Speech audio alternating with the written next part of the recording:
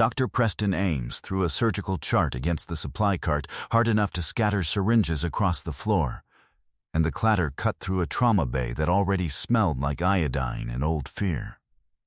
I didn't flinch. I didn't even look up from the line I was running.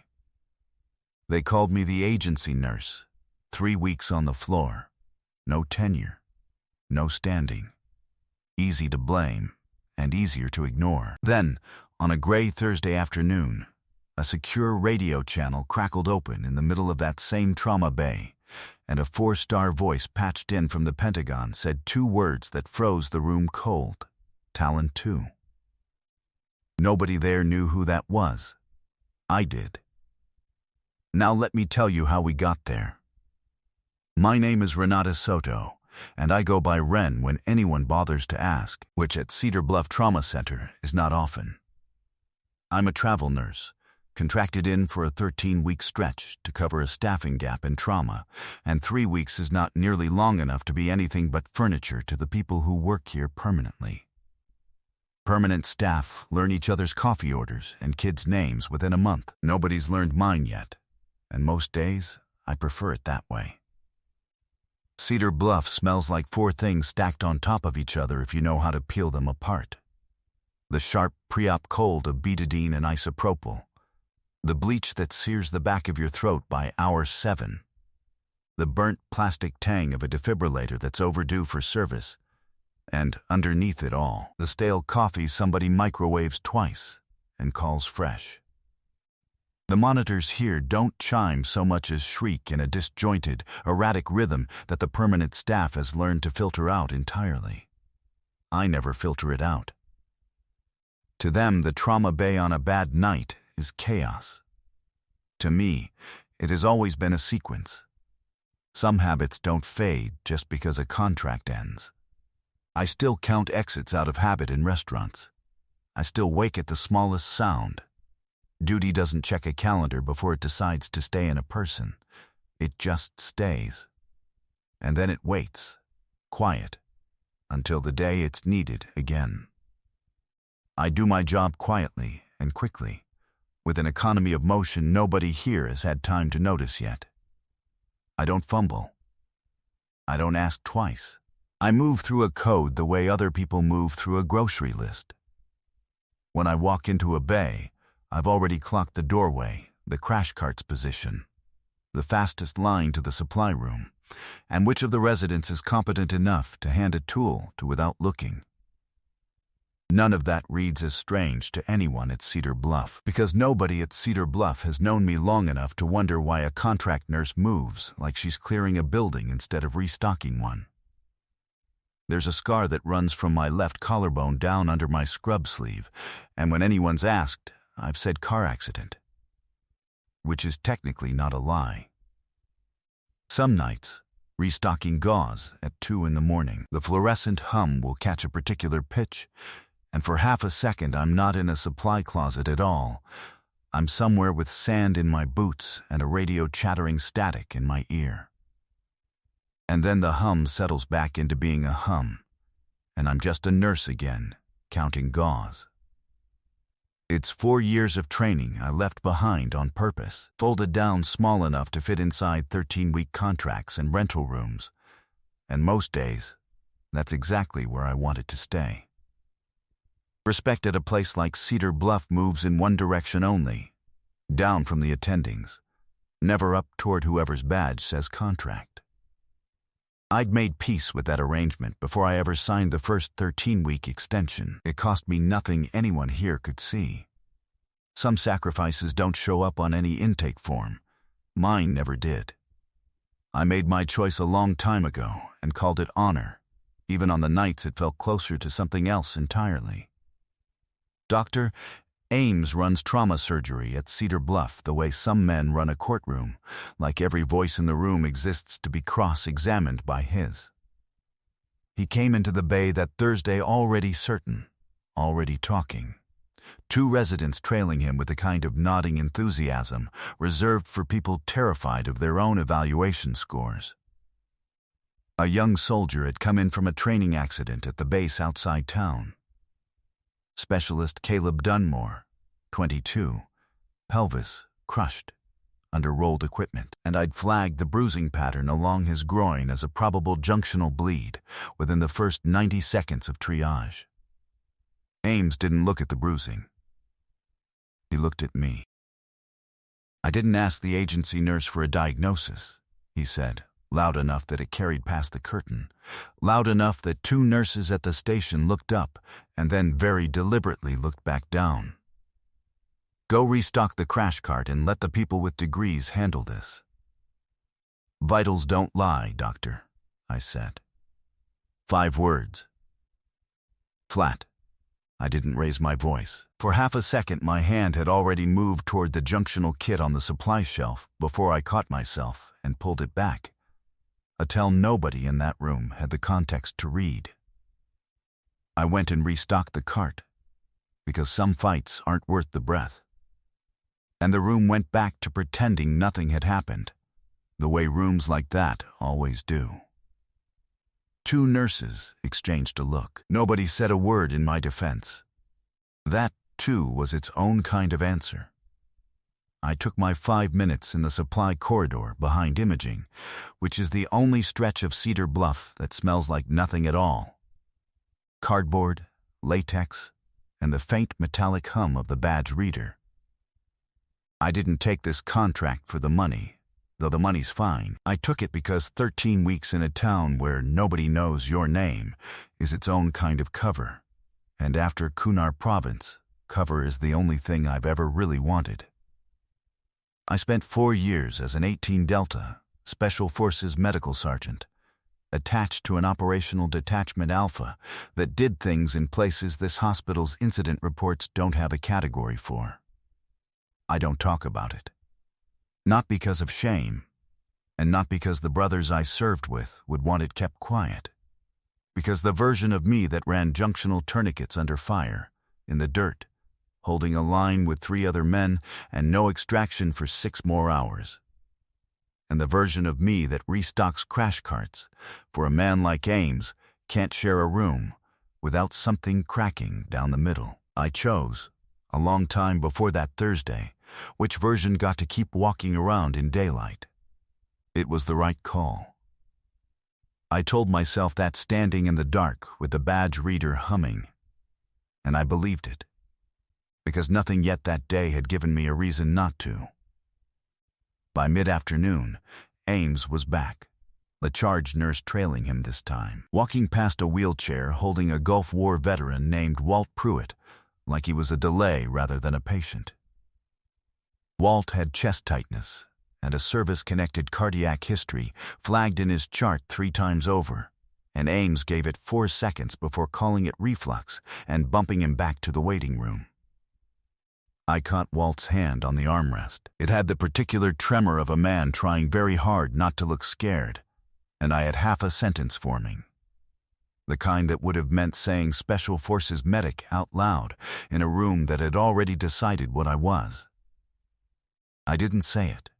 I rechecked his vitals on my own clipboard instead, and kept the printout folded against my hip. Because some battles aren't won by announcing what you used to be. They're won by being ready for what's coming. 40 minutes, I thought, without knowing yet why that number had surfaced, or what was already inbound toward it. Walt caught me watching the door and said, "Dry as dust. You've got the look of somebody waiting on bad weather." Something like that, I told him. He had a faded unit pin on his jacket collar, the kind you only wear if you earned it the hard way, and when I noticed it, he tapped it once, like a small private salute between 2 people who didn't need to explain themselves to each other. "Different storm," he said. "Same weather," I agreed, and he almost smiled, and for a second the whole department felt almost gentle. Ames had no idea, walking past us both already mid-sentence about something else, that the agency nurse he'd just humiliated in front of 2 residents had once kept a man's femoral artery closed with 2 fingers and a strip of cravat for 11 minutes in the dark. The first sign was the radio. Staff Sergeant Okafor, the Army medic who'd flown in with Dunmore, had a secure unit clipped to his vest that started crackling with command traffic the moment Dunmore's pressure began to fall, soft static. Then a voice asking for a status update none of the civilian staff in the room understood how to give. I knew that crackle before I consciously registered it, the particular texture of a secure net opening up, and something in my chest went very still and very cold. And then I put my hands in my pockets and pressed my back flat against the wall by the supply cart. Because that's what you do. You make yourself small. You let the people with degrees handle it. You stay exactly the kind of invisible you signed a 13-week contract to be. And then Dunmore's monitor alarm cut through everything.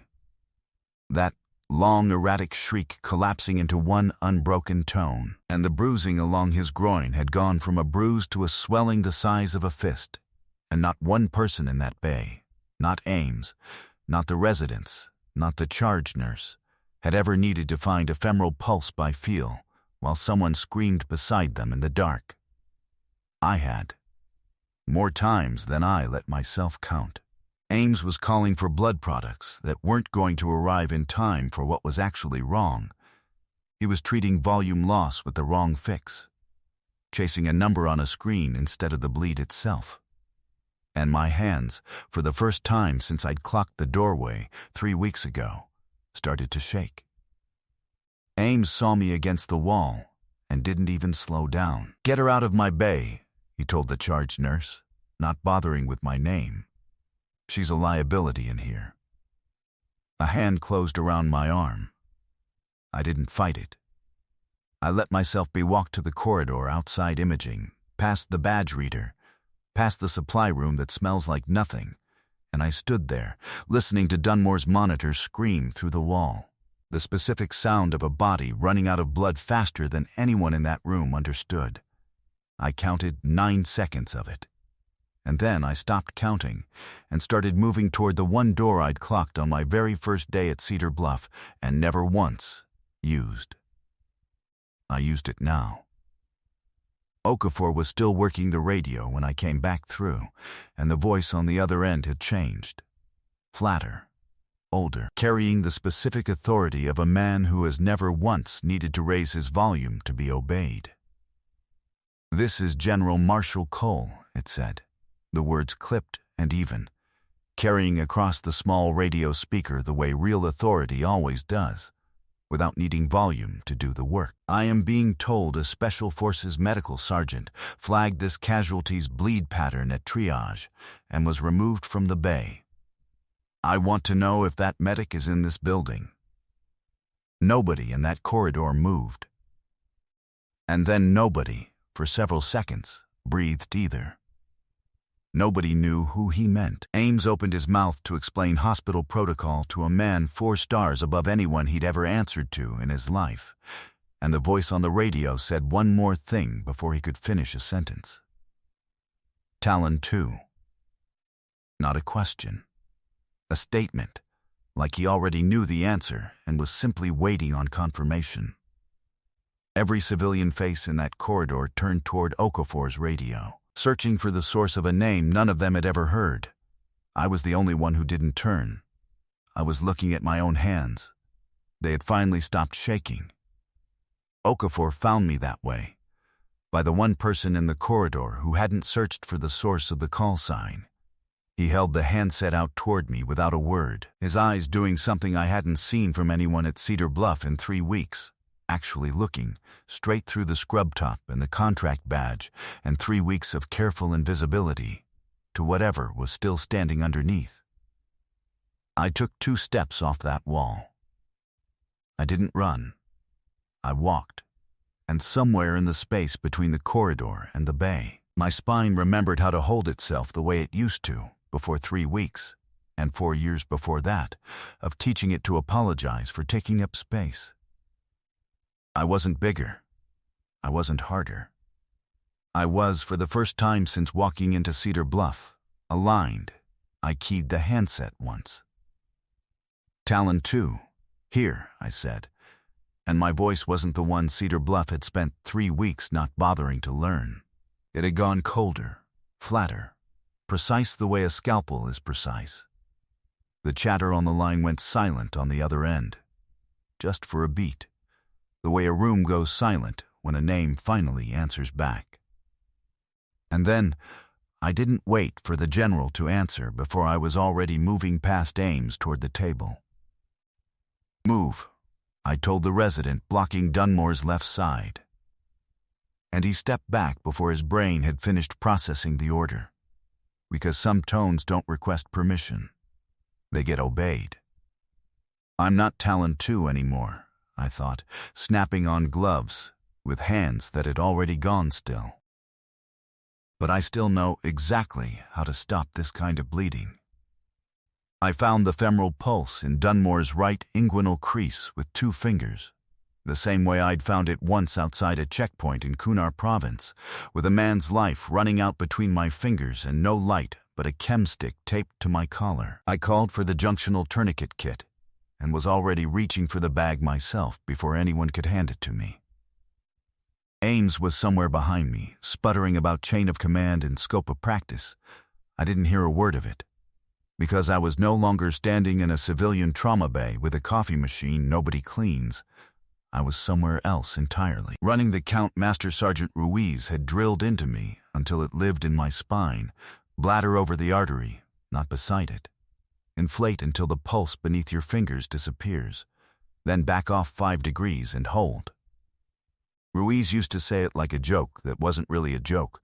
Count it like you've got all day. Move like you don't. And I never once understood what he meant until the day I had to use it, without him standing over my shoulder anymore. I seated the bladder over the external iliac and pumped it to 60 pounds of pressure, and felt the pulse under my fingertips go from frantic to nothing, and watched the blood pooling beneath Dunmore stop spreading for the first time since he'd come through the doors. My hands didn't shake. They hadn't shaken since the moment I stopped pretending they belonged to someone other than me. This wasn't bravery the way people like to picture it. No music swelling, no decision weighed and overcome.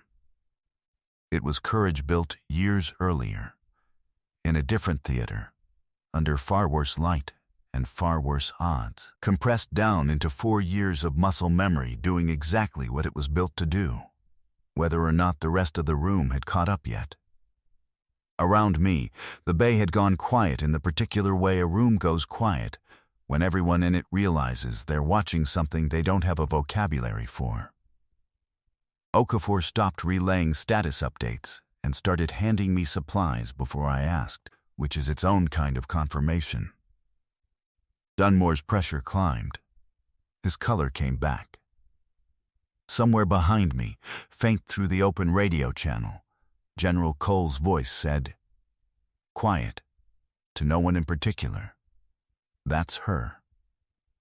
That's exactly her." And that was the only acknowledgement I needed, because it was the only one that had ever mattered. That's when the general kept talking, and Okafor turned the radio's volume up so the whole bay could hear it. "Sergeant First Class Renata Sato," the voice said, reading now from something in front of him, unhurried, because some records deserve to be read exactly as they're written. 4 years. Special Forces Medical Sergeant, 3rd Special Forces Group. 1 combat deployment, Kunar Province, 2015.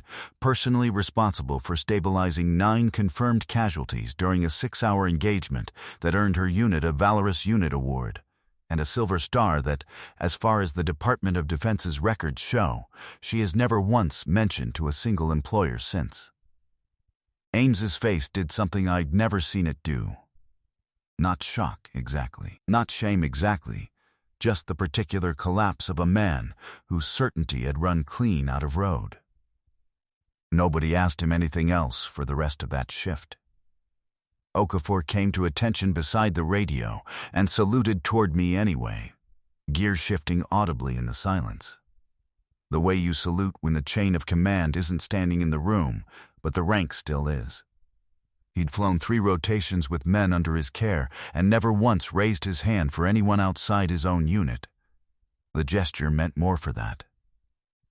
I returned it the way I was trained to a long time ago, steady, unhurried, Earned. And somewhere behind me, the charge nurse who'd walked Walt Pruitt past triage twice without a second look made a small sound that wasn't quite a word. Loyalty, I've found, looks a lot like silence until the exact moment it doesn't. I didn't give a speech. I didn't look at Ames again, not out of any decision to be gracious about it, but because he had simply stopped being relevant to anything that mattered to me, which Cedar Bluff's own credentialing committee would shortly confirm without my help. And that, too, felt less like victory than simple accounting.